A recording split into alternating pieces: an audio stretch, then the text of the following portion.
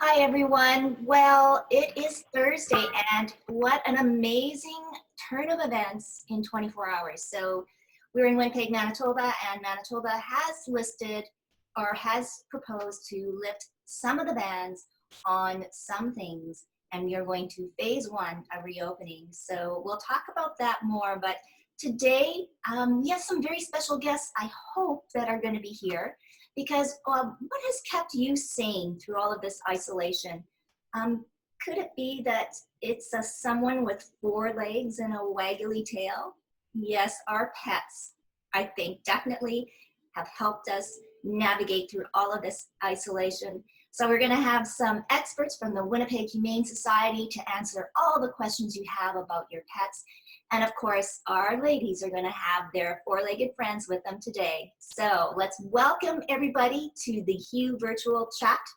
And we'll open up. Hello, everybody. Hey, hi, Karen. Hi, Hennie. Oh my goodness. Look how she's got her little guy. Hey, hi. Hi, Nanette. Morning. Morning. Hi, Kirsten. Hi. Hi. Oh, is that Gina? Welcome, Gina. So, thank you. Thank you. Can you hear me okay? Yes, can hear you. Yeah.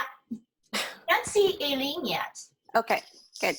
But we'll wait for Aileen to get in. I'm sure she'll be here. Yeah. Okay, yeah, because I know that she was in the waiting room.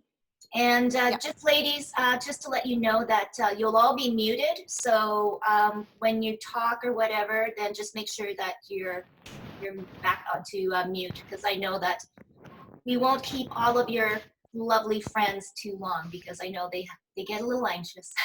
Then there's Aileen. Hi, Aileen. Hey.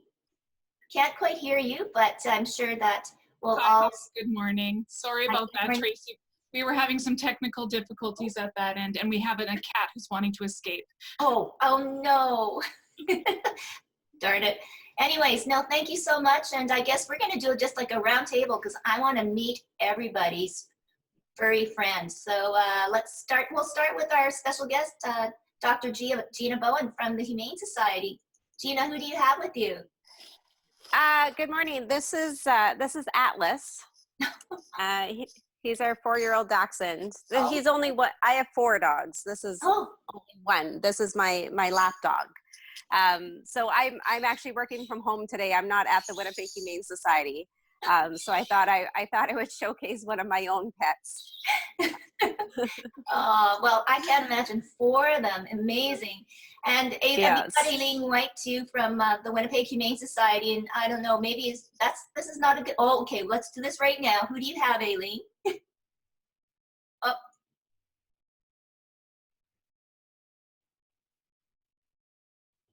Maybe she just needs to unmute. Or Graham, can you help her? Sorry, thank you. I'm so used to in my Zoom meetings automatically muting the second after I'm done speaking that it's a habit. Seth is a little bit of a ragamuffin, to be honest. If I may, I'm just going to move my camera and see if I can get, there we go. There, yes. Because I have this lovely window that Seth is now intrigued by. I personally think Seth needs a new name, something prettier, because I think Seth is going to come into her own. It's strange to think that right now there was the snow on the ground, but Seth has some frostbite, so you can see there's some really wrinkly ears, and had to be shaved because she likely experienced a fire of some variety, and then so came in a bit shaved that the people tried to help her, and then we provided further medical care, which Gina may be able to add on to, because this is not uncommon for us to get animals from a variety of circumstances and then us having to do an immediate medical aid. Right. So Seth is needing a home, and if you know any cat lovers that are out there, a big boy, but a beautiful temperament, like a very loving, calm temperament in terms of interaction. So good for somebody. Oh wow. Okay, so I see Nanette has somebody in her lap that wants to get away. Hi, Nanette. She's trying to get away. This is Cora. This is Cora. Well, that was Cora. Yes. She was. She's the baby.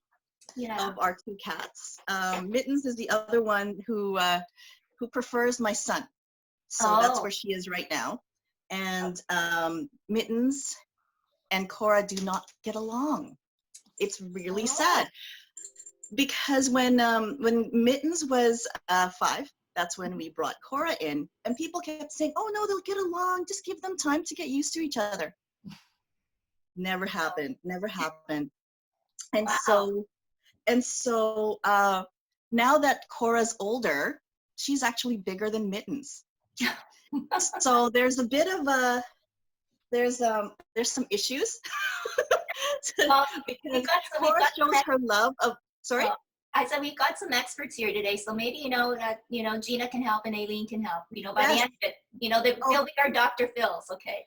Yes, but Mittens actually loves the fact that we're home all the time because we protect her from Cora.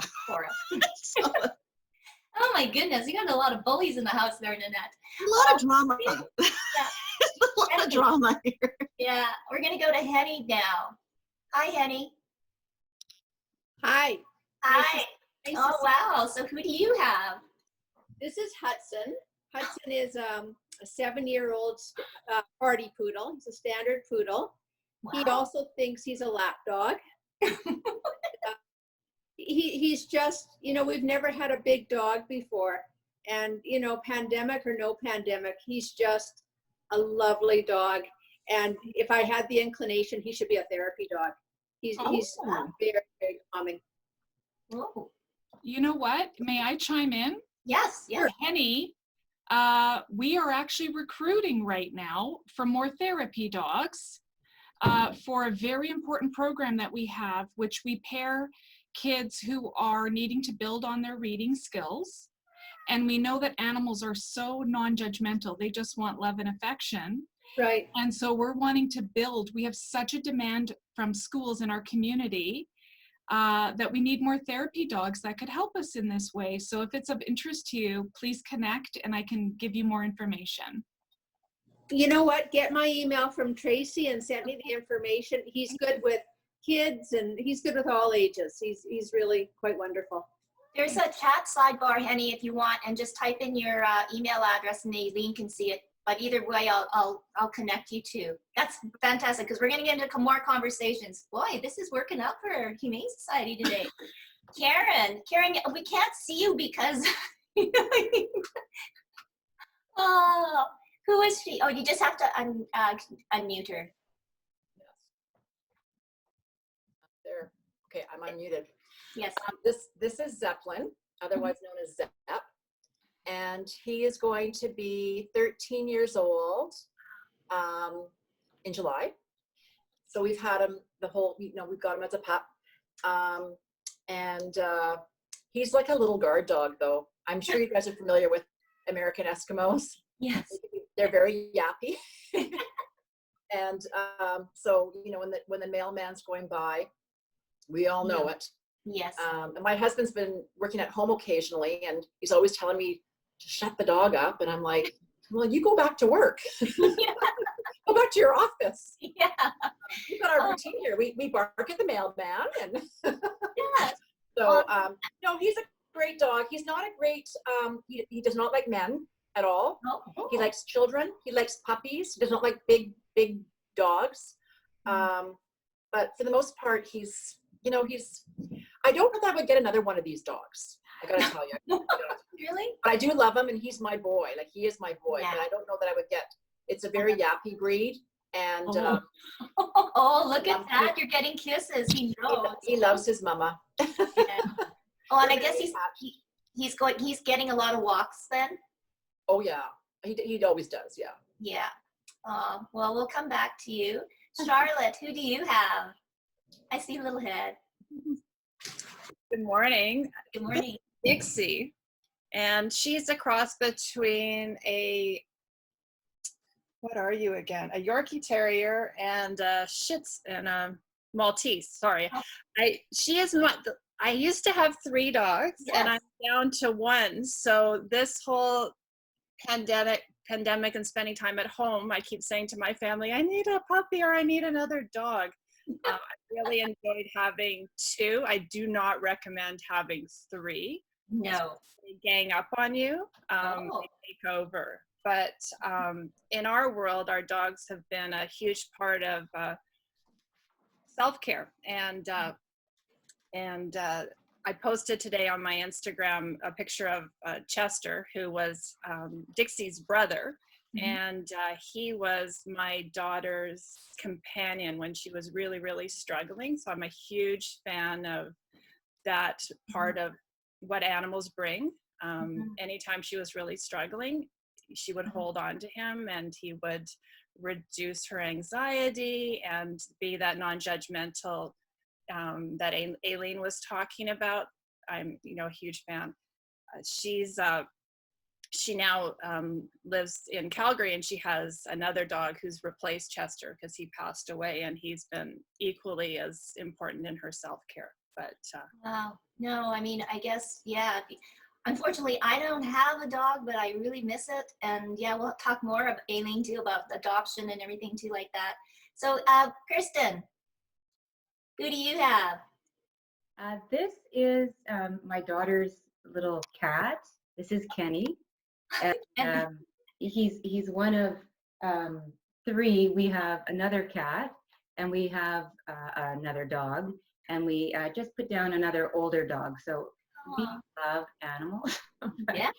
Do they all get along? They all get along. And 3 of them were rescues.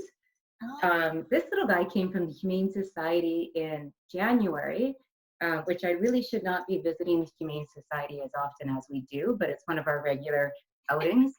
And the interesting thing about Kenny is we found him in a cage all by himself. Aww. Amputated, and he was 7 weeks old. And we went back 3 times in 2 days. We weren't planning to get another cat, but this is little Kenny, and he's absolutely adorable. He's very busy because I've got this feather. But yeah, so Kenny's one of my 3 now, furry children. Aw. Okay, so I'm gonna then open it up to Dr. Gina Bowen then. Let's talk, Gina, a little bit about pets during the pandemic. I mean, I guess we all laugh.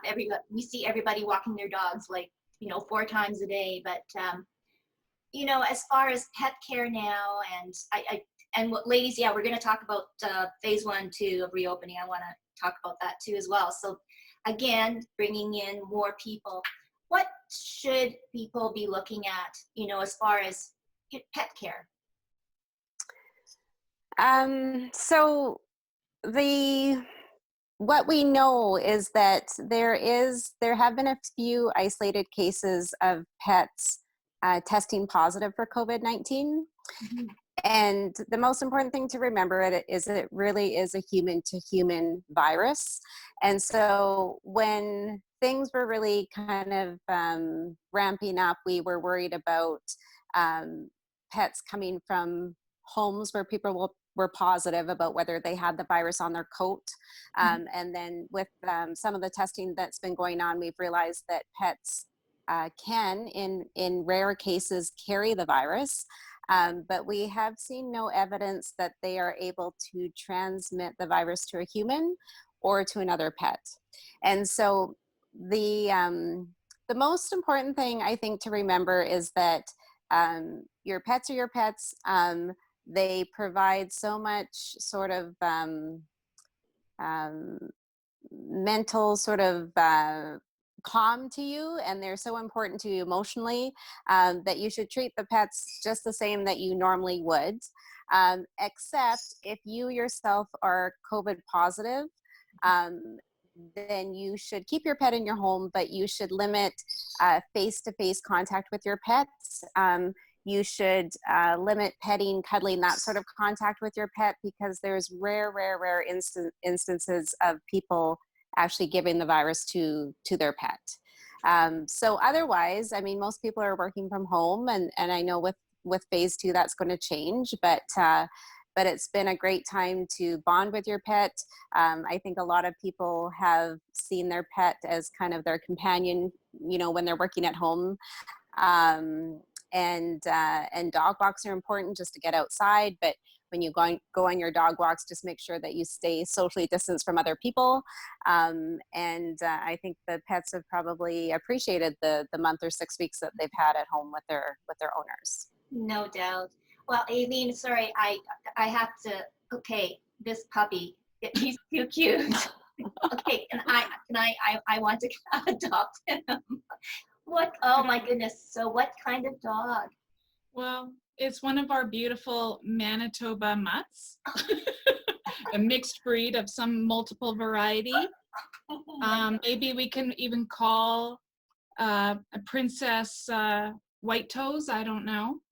Yeah. Oh my God, she's got the little spats. I know she needs a new name. Right now she's called Red, and look at, she's doing some puppy chewing. Yes. And she's only 7 weeks, you guys. So she came in early from her mama to us, but so she's still in a very in a stage that she's still wanting to. We have to be careful because she's not fully vaccinated yet.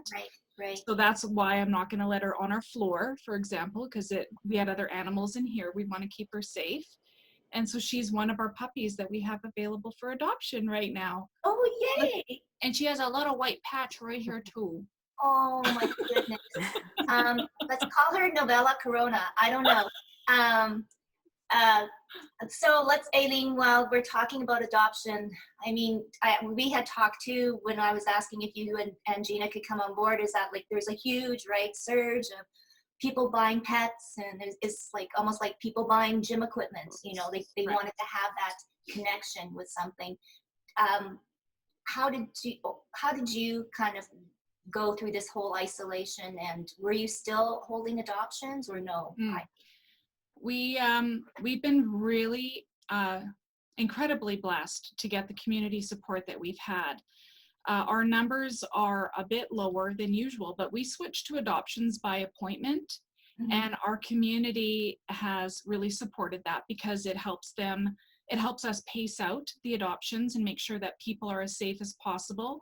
They disinfect when they come, and then they've already selected, so we don't let people just wander. We need to really keep things safe. But they disinfect, they put on masks, they can really then explore if it's a good fit with their family, because people still need to do that. So adoptions are still happening. The challenge is to we need to help our community, and we are taking in some animals, but because we can't have too many staff on site, that's been the challenge of being able to fully let in the number of animals that we would like to. Because the Humane Society, we often will have anywhere from 200 to 300 animals on site. We have to think that right now, if we received an influx of cases through our investigations department, or we're waiting for kitten season, which then we know we can get up to 200 cats in a day. Like it easily becomes very overwhelming. So in a time when you're working at 50% capacity with your staff, you can't all of a sudden have 200 to 400 animals, 200 to 300 animals on site. So foster homes have been extremely important to us. Adopting has, like, all the different ways that people have been helping us. We're still adopting. That's the key thing. These animals still need to find a beautiful and loving home. Yeah. I may throw it out there to the ladies then too. So take, for instance, people have adopted a pet during this isolation and pandemic, and then all of a sudden everybody's gone back to work, or and the kids go back to school, and then there's like no one to look after this poor dog or kitten. Do you think things might happen in reverse? Yeah, like the shelters might be at crisis situations because people just can't look after their pets. I know that probably none of you can fathom that, because they're like your children. But maybe something that Kirsten and Charlotte can address too, because I think, it's a whole kind of mental health and mental wellness, and then what am I going to do kind of thing. What do you think? Charlotte, Kirsten? Oh, well, you're right. I can't imagine that. I'm thinking that wouldn't happen, just because I can't really put myself in those shoes where that would make sense to me. However, I'm hoping that a lot of people are looking at fostering animals right now if they're making that spontaneous jump into caring for an animal. We also, one of our dogs was a foster fail, so we have done the fostering of animals as well.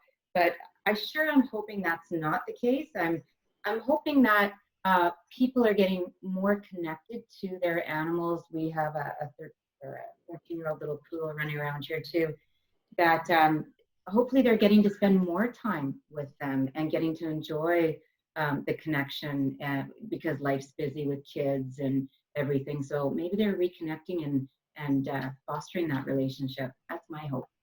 Yeah. Can I just put a plug for doggy daycares? When we got him as a puppy, I had elderly parents who I knew that I would need to have some sort of a backup plan, that I wouldn't be able to be there all the time. So we've been taking Hudson to Urban Canine since he was a baby, and it was almost like getting admitted to a fancy school. They really take care of the dogs they bring in. But he socializes with other dogs. He learns good behavior. He runs off a lot of energy, and it's something I didn't know about when we had our other dogs. So there are doggy daycares in the city that are fantastic. Oh, that's right. What about grooming? And Dr. With Gina too, veterinarians, like, I guess that service was always open, right? To take your pets to the vets. And I mean, thinking about heartworm and all the vaccinations or whatever that your pets need. Things have changed a lot in veterinary medicine in the last 6 weeks. We are trying to provide essential service, which is urgent care. So sick dogs, sick cats, things that need to immediately be done to relieve pain or get them on the right track, that sort of thing. But we have been asked by the Manitoba Vet Med Association to delay non-essential care. So grooming, like in some instances, is essential. If a dog can't see because their hair is so long, or the nails are getting so overgrown that it's interfering with their mobility, that sort of thing. And so in some cases, it is something that absolutely needs to be done. But regular kind of, every 6 weeks grooming is something that should be put on hold for now, but that might change next week with the phase 2 of things opening up.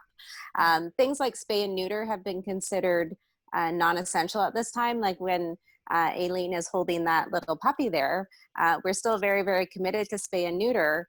It's certainly one of our mandates, but we know that it's not something that absolutely needs to be done right now. So that little puppy that Aileen is holding, she's going up for adoption. She's not spayed yet. And then after the restrictions are lifted, and after we can kind of have more staff at the clinic and have more medical supplies available, then we'll bring her back in and we'll get her spayed then. So it's delay everything that is non-essential, but there are vets out there who are willing and able to provide essential service. Well, that's good to know. And I guess, yeah, everybody's been affected by isolation and shutdown. Aileen, at the Winnipeg Humane Society, like you keep on mentioning, your shortage of staff. How have you coped? I mean, you have so many programs, let alone all the animal care, and Gina's department too with the veterinary services. How has the Humane Society adapted, and what do you foresee kind of now in the future? Like on Monday, there are some things that are open, but how is that going to affect the Humane Society moving forward? We responded. We have a great team here. We responded so quickly to trying to figure out our crystal ball as much as we can. I mean, one of the aspects that we have to think about and save space for, we've heard in the news in other cities that domestic violence has increased in various North American cities by 20 to 30% in some cities. We already know we have a program called Safe Pet, where people, predominantly women fleeing domestic abuse situations, have to, the research tells us that they often won't leave until they know that their pet has somewhere safe to go. So we expected, for example, a bump in the need for that during this time, which indeed we have seen a small bump there. So adapting very quickly to prepare for that was essential, and that is what we're doing. As well, people, what we would call emergency boarding. Any one of you, if you live on your own with no other family members in town, if all of a sudden you came down with COVID or some other, you needed a short hospital stay, that we knew we needed to try and make space available for that as well, which is also something that we've done. So that won't change during this period because there are going to become more and more layoffs potentially. And we know that whether we can't imagine surrendering a pet right now, we need to try and prevent that. We don't want that pet coming through our doors. So we created an emergency food program to try and collect food for our community, both within the Winnipeg perimeter, but also for our remote communities who desperately do not have easy access to veterinary services. Never mind, can't just drive up the street to get a bag of dog food, or that those bags of food are outrageously priced for our people living in our remote communities. So there's stuff here that we had to look in that crystal ball and go, okay, what's going to blow up and really bite us if we don't start thinking and planning now? So that is going to continue for this period of time because we expect the potential demand to still be there. And what else has changed? We know now that we need to add, we have an animal intake department, which is where you would go if you had to get some support on the services I just shared, or if that's regrettably as a last resort, if you had to surrender your pet. And we need to increase our staff in there, but it's a very small area. So we're likely going to be setting up a second staff in another part of our shelter, or even perhaps in a tent outside, because we know that the virus doesn't live in warm surface, like in a warm area as fast. So we are constantly adapting each week, looking at what do we need to tweak or modify to try and meet the need of our community. And I think we're doing an incredibly admirable job. I'm really proud of the team.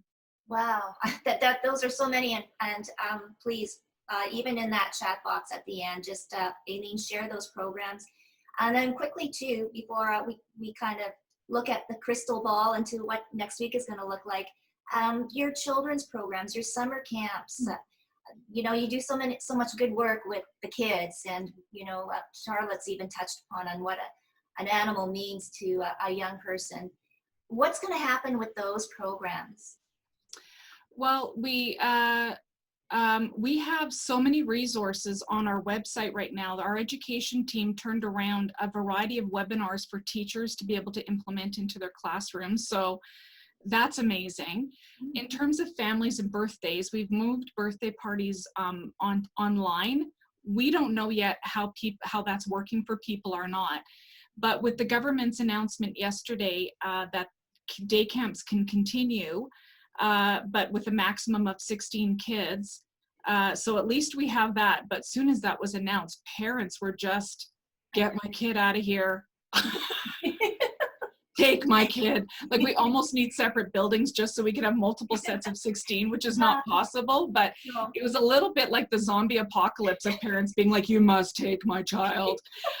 Just because I think working parents are really struggling with their young ones. But at least we're thrilled that we're now internally trying to figure out how do we make this work with when we normally take in 50 kids in a week, and now it's 16. And we know that we have so many supporters who come back with their kids every year and want to register them, and we're going to have to say no. It's going to be brutal. You're like the leisure guide when that comes out. Actually, they'll all be coming to you. Oh, so that's going to be really interesting. Now, okay, I'm going to throw it out to everybody there. Your thoughts and comments about phase 1. Love it? Too soon? Or no way? Charlotte. It was interesting because yesterday we do peer support for peer supporters, and it's an online Zoom call that takes, there's people from all over North America on the call, as far as away from Alaska down into the States and across Canada. And the anxiety level in Manitoba with the peer supporters just elevated a little bit, because all of a sudden it's like, oh my goodness, you know, what does this actually mean? And that's what the response back for the people that they support are. And we were just encouraging them to do what's comfortable for them in that situation. You know, it's, and really having conversations with their supervisors about what that will look like, because there is that fear that you are still going to catch it and bring it home and give it to your elderly parents, or, you know, that goes right into their head, you know, a million times. And we talked a lot about still doing the protocols in place, but just being really, really careful. But just sitting with it, because yesterday was a shock. And now it's like, okay, what does that mean? And I was guilty of, I had a hair appointment in like May 20th. And then my first text in the morning was, hey, can you get me in sooner? Because like, I'm like, And the text I got back from my hairstylist was, I am overwhelmed. I have been bombarded. I'll do my best. And then I felt I just added to her stress level too, because, you know, she's got 100 of me that mean the world to her. And, you know, and she's exactly what Aileen said. I can't fit you in. I don't know what to do, like all that swirl. And then, you know, I felt bad that I added to her stress. So. Well, and Corrin too. I mean, your husband has a big company too, so he's still going to the office, as you mentioned too. But you know, once if all of his staff come back and he goes to work, and what are your feelings now too? Because both of you, you've been in isolation. Well, I can't say I've been in isolation, but I've certainly been physical distancing myself from the crowds. But Rick has been going to work.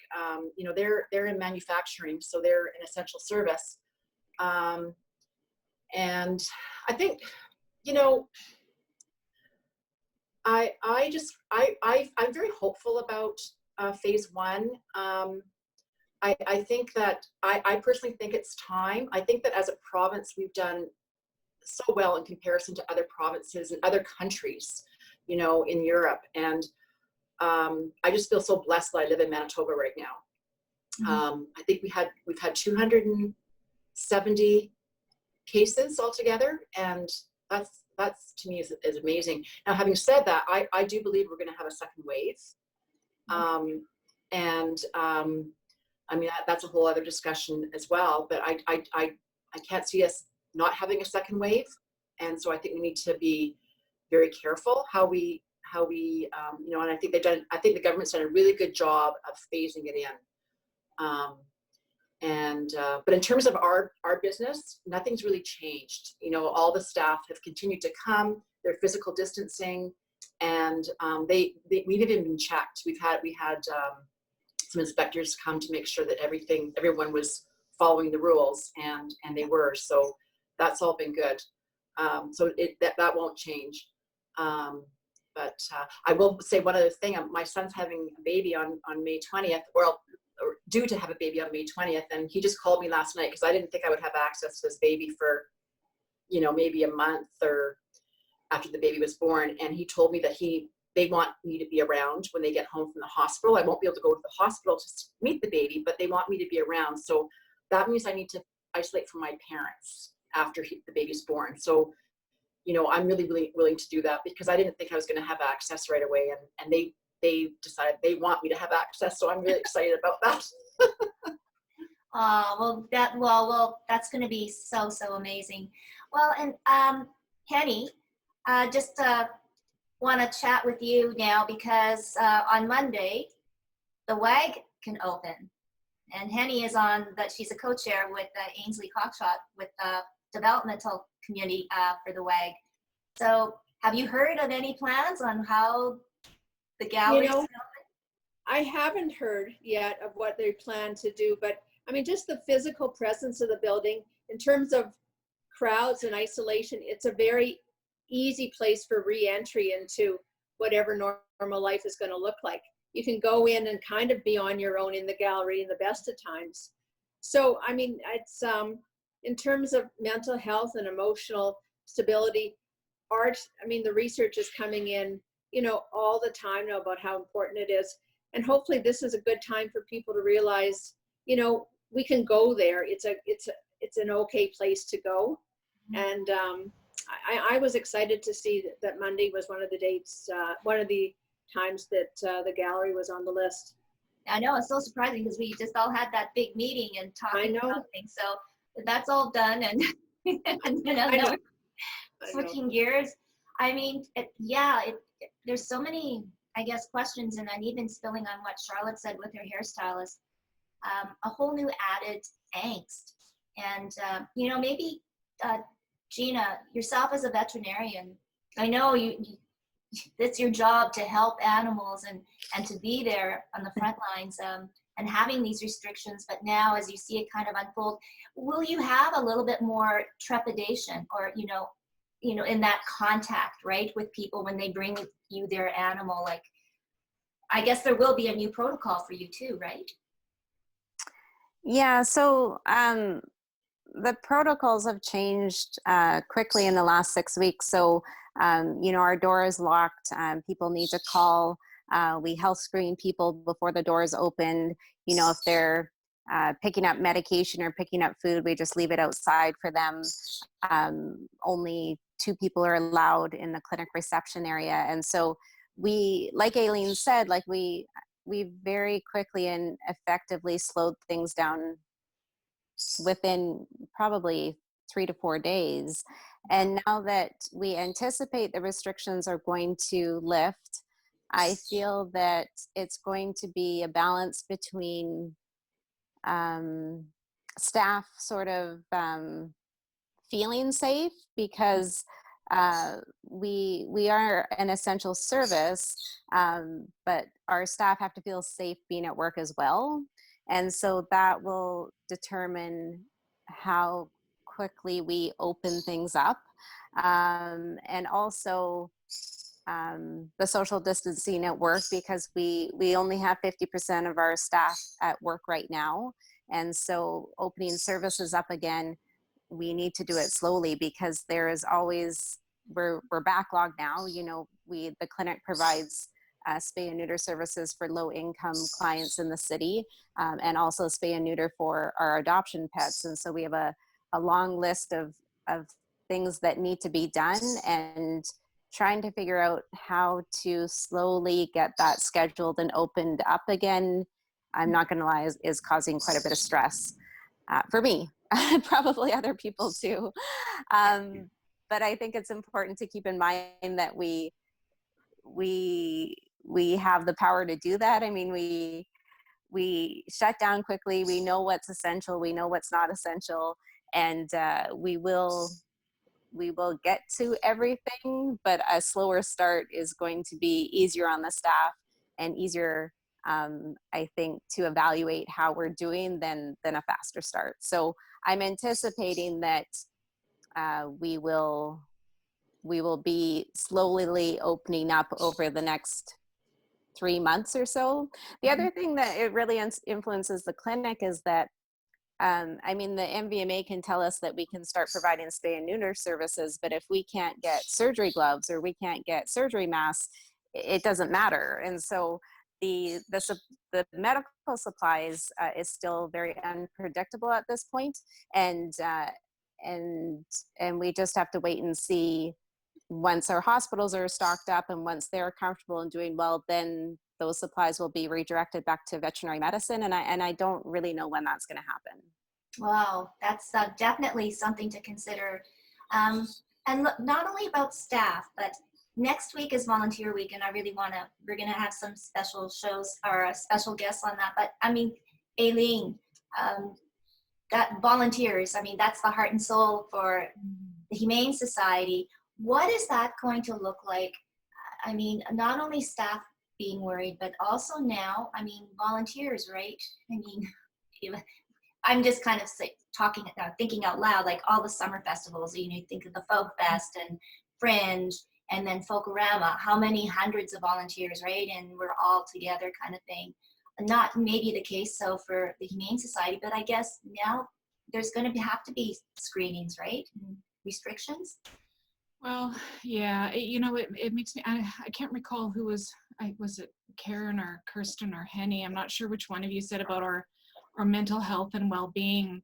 And volunteers choose to volunteer because it helps keep their life happy and balanced, and that's part of their well-being. And we certainly, we have over 700 volunteers. I'm not sure if everyone is aware of that. We have about a 7 to 8 ratio of there's 7 volunteers for every 1 staff. So with over 100 volunteer positions, we usually have anywhere from 50 to over 100 volunteers on site helping us in different ways daily, and they their volunteering brings meaning and purpose to their life, whether they're still working or not. It's something that really fulfills the soul. So yeah, when you think of people for the Fringe Festival, they've had many volunteers with them for 10, 15, 20 years, and all of a sudden this, Folk Fest or the Fringe Fest that they no longer can participate in, that,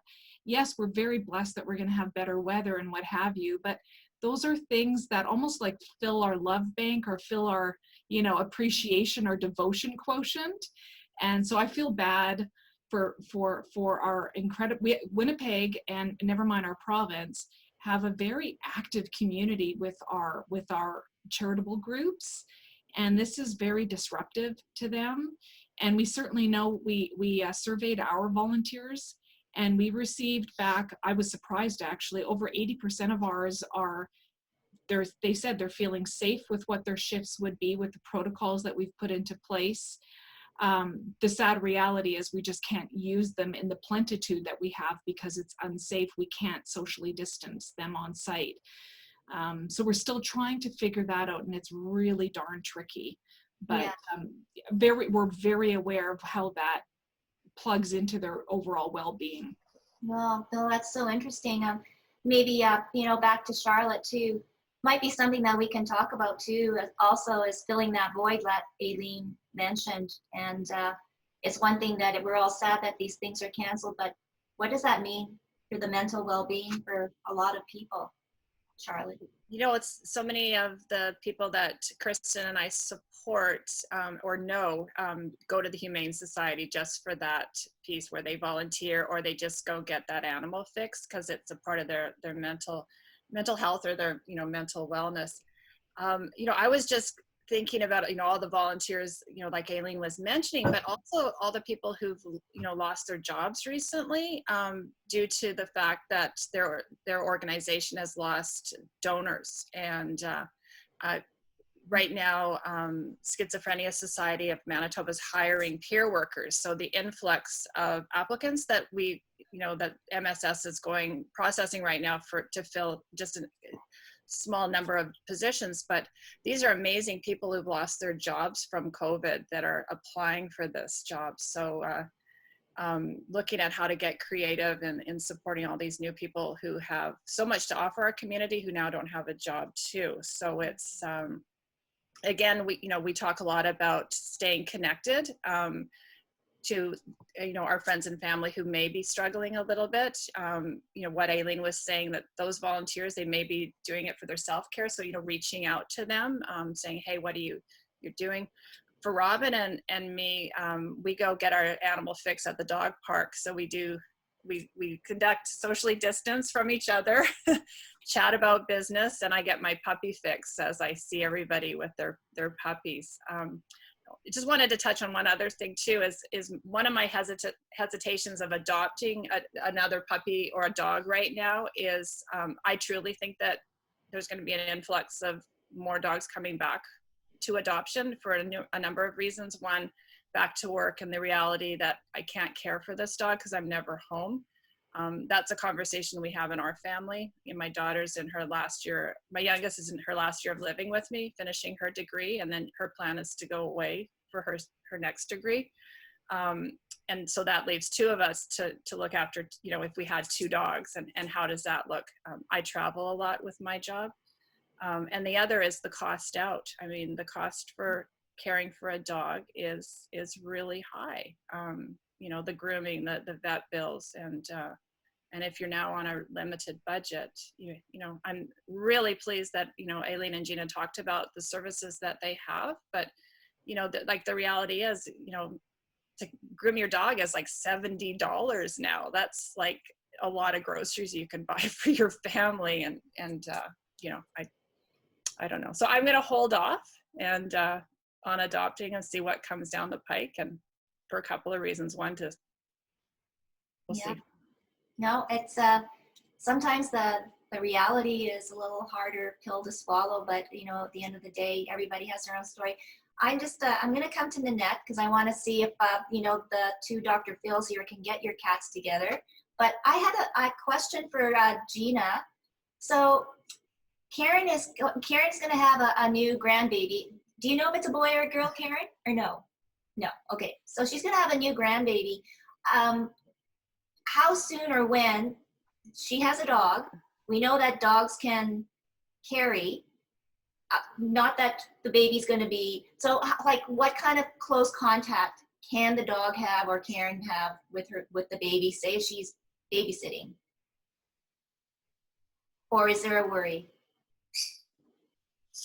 So the only like, this is all within Corrin's family. So people that I know she stayed socially distanced from, but as we open up, then your son and the baby are going to be part of your small core group, you know, as we slowly kind of open up again.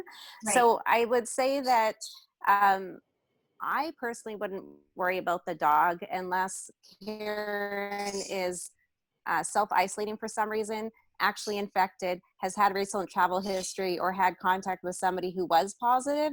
If she's healthy, she's been healthy the whole time, she's beating the baby.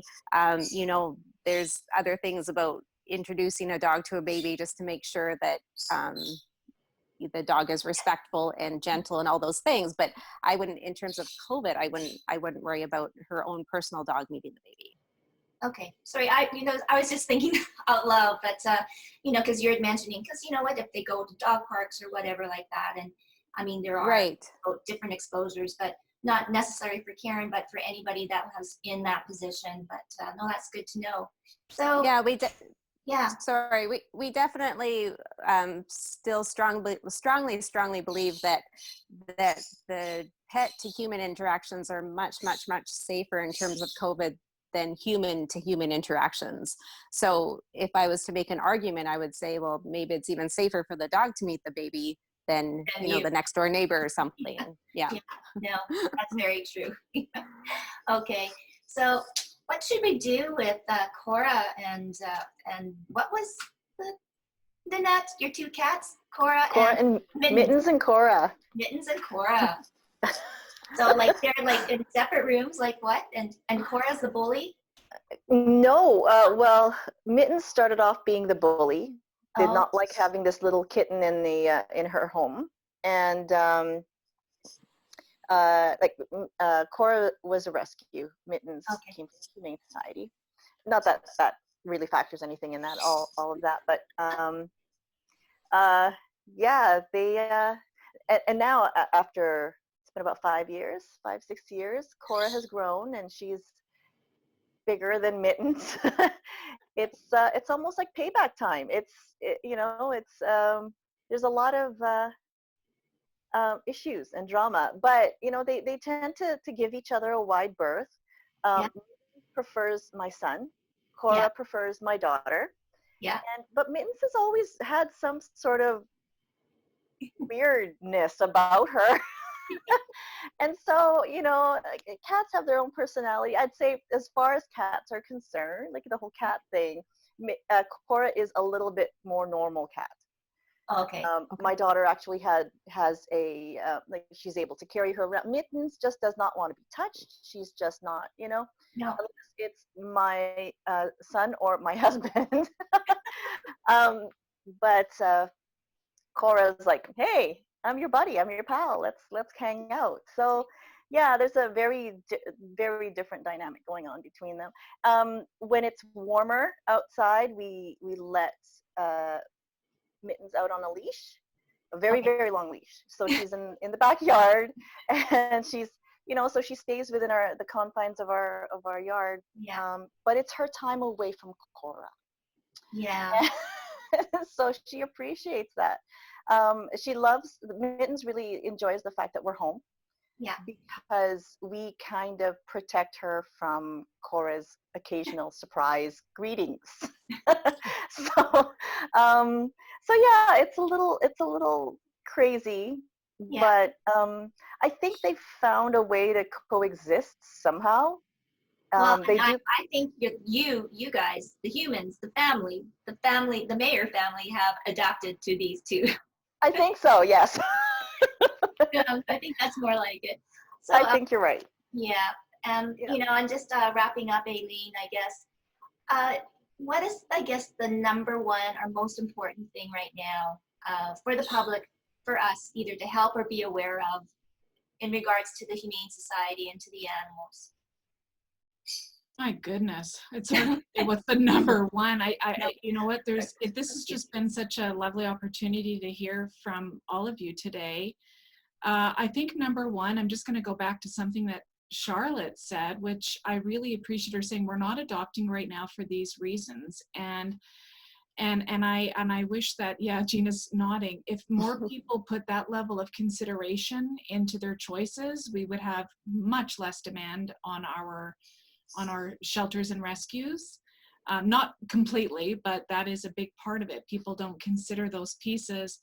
And that is one reason why I am very grateful to for the process that we have, and other rescues have different processes, but people can acquire animals off of Kijiji in a heartbeat if they're going to come here and take the time and then reconsider and go, oh, you know what? Yeah, I see that resource on your website and that you're talking about that says, how much is it to afford a dog, or that's the vet bills, or that's the food costs, or, you know, just the different things that Charlotte was listing off. 100%. It's not cheap, and it's a life, and it should be considered forever. And we know that's not always the case, but that is something that at least when we get the opportunity to have that conversation with somebody here, that at least we can put that conversation forward. Whereas if people are just picking up from a backyard breeder or off of Kijiji, that's not necessarily the thought process that goes into it. So I'm glad that there's us and other reputable organizations that you can have that healthy conversation and really consider if this is the time or not. Wow. Oh, one last thing. What's going to happen to your ball? So we have, you know what? Two things. There's our Pause in Motion, which is the huge celebration for pets in Winnipeg that takes place at Assiniboine Park, typically. Yes. But we know as a community that all permits were pulled up until the end of June. So Pause in Motion, which is our celebration for pets in our pet loving community in Winnipeg, whether you have or do not have a pet, that is going virtual, and so that's our first and foremost, because that big event is coming up at the end of June. Mm-hmm. But we know that Badwell Ball has to change. We haven't spent the time that's needed because, again, so much is changing every week. So that I have no answer for you right now, Tracy, but to say we're thinking about it. Well, yeah, and please send me the details then on that virtual Pause in Motion. That's a great idea. I was just thinking everybody just go out with your dog and walk in your neighborhood. And well, that's what we're saying, basically. Yeah, wear a little badge or something. Yeah, pledge to do something. It could be yoga on your back deck. It could be playing in the front yard with the tennis ball. It could be playing with the football with your family that you love pets, but you're a foster family. You're not a pet guardian per se. There's lots of ways that people celebrate pets in our community. Does anybody want to say anything to follow up on that? Tracy, I have one comment. I'm from the volunteer sector, and I'm listening to everybody, and I didn't realize there's as many volunteers at the Humane Society. But with the Folk Festival canceled, the Fringe Festival canceled, Rainbow Stage, there are an excess of people who look forward to volunteering. So I'm thinking what Charlotte was saying, here's these people who volunteer because, first of all, every organization and event needs volunteers to function, but they're doing it because it makes them feel good. So coming up, in the next couple of months, what are we going to do with all these people that typically say, sure, I'll help? There's got to be places to get them engaged. I don't know the answer, but I'm just thinking we have an excess of people that really need to help. Yeah, no, I agree. And I think we're going to solve that question next week, because next week is volunteer week.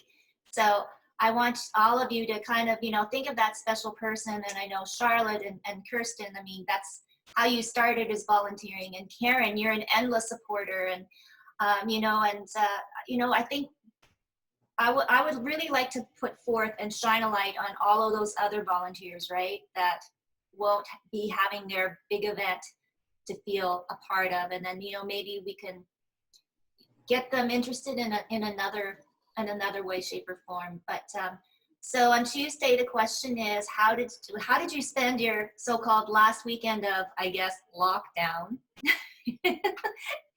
And you'll had Monday to experience all of these reopenings. Where did you go, or did you go anywhere? Or were you thinking always? Oh, Karen's going.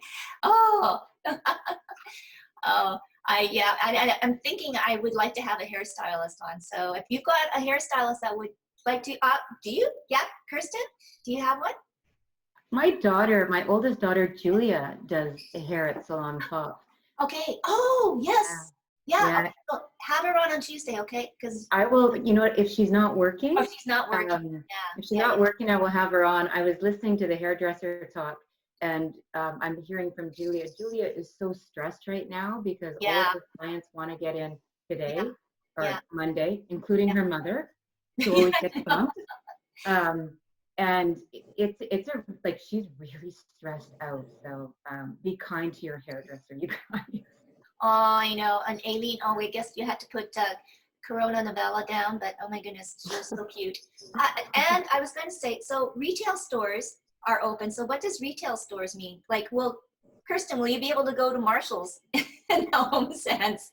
Well, that's my on my wish list, and my youngest daughter would like to go out and wander around. That's kind of part of my self-care. It sounds silly, but petting blankets and smelling candles. You won't be able to do that, no.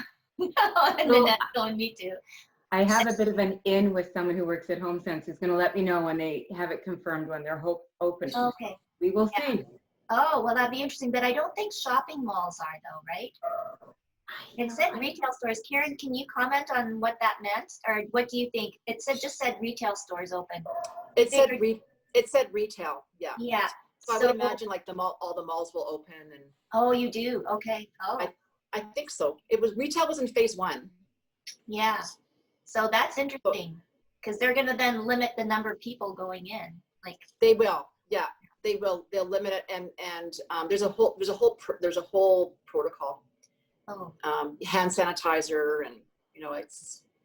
Okay, so then because I'm organizing, because also it's Mother's Day next weekend too. So Tuesday we'll be talking about volunteers, and yes, Hennie, you raised a great point. Aileen too, and just finding out on how what we can do. And then Thursday we'll be sharing mom stories, because honoring mothers, because we are the glue. We are the people that make everything work and everything like that. We multitask, and we're the winners and everything like that. So I really enjoy, hearing and sharing all of your best mom stories. And so excited for you, Karen, to be a first grandma. That's amazing, and all of this. So lots of positives that we can all take. But it'll be interesting after this weekend. Next week will be phase 2 of the new norm, right, Charlotte? You and Kirsten will be replanning all of your your workshops and everything, because there'll be a whole new ball of angst, I think. And so stay safe for this last weekend. And oh, I love that puppy. Kevin's gonna. Oh no. Oh, thank you so much for coming today. Thank you, Dr. Gina. It's been great having you, and really it was, it's a real eye-opener into your position and what you have to do, because you are a frontline worker, and animals need your care. So we salute you too, and thank you, Aileen. We'll continue to support the Humane Society as much as we can in every way, shape, or form. Okay, so feel free, both of you, to join in anytime. And I'd like to know more on your summer camps and what you decide, because there'll be a lot of parents, as you well are aware of, that want someplace to send their kids. All right, so stay safe, take care of your pets. Thank you, everybody, for joining. Have a great day. Thank you. Okay. Thank you. Bye. Bye. Nice.